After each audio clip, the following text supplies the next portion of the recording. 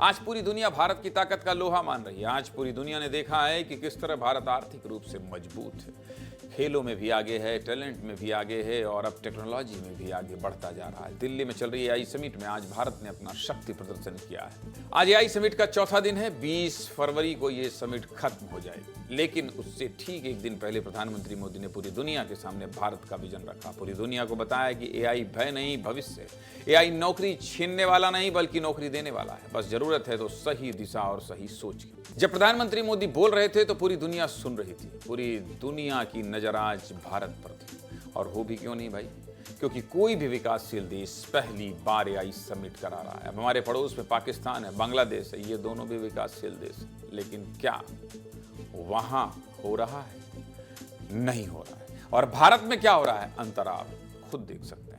जब इन देशों के लोग एआई समिट को देख रहे होंगे तो उनके मन में भी यही चल रहा होगा कि काश हम भी भारत में होते। 19 फरवरी का दिन इस एआई समिट का सबसे हाई प्रोफाइल दिन रहा। दुनिया के बड़े बड़े नेता और कई बड़ी कंपनियों के सीईओ आज दिल्ली के भारत मंडपम में भारत की ताकत को देख रहे थे।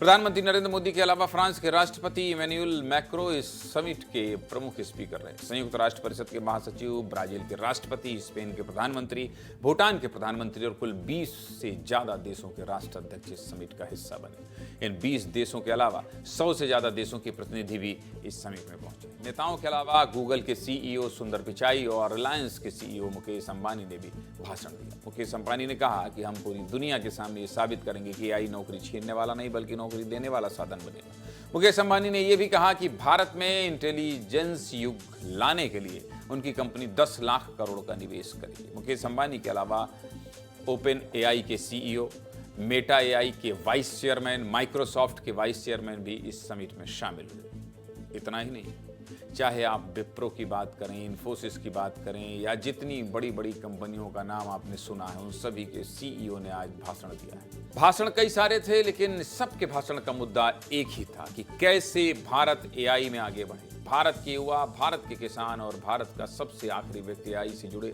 और अपना भविष्य बेहतर बनाए। इन भाषणों के बाद प्रधानमंत्री मोदी ने इन सभी लीडर्स के साथ राउंड टेबल मीटिंग की और कहा कि एआई से बहुत से अच्छे काम किए जा सकते हैं, बस जरूरत है सही नीयत की।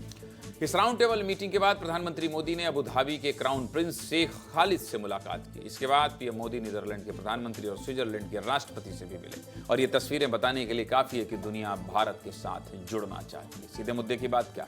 सीधे मुद्दे की बात यही कि भारत ने बहुत ही पॉजिटिव और अच्छी कोशिश की है। हमारे देश में एआई समिट हुआ, बड़े बड़े लोग आए और इसका फायदा हमें भविष्य में जरूर मिलेगा।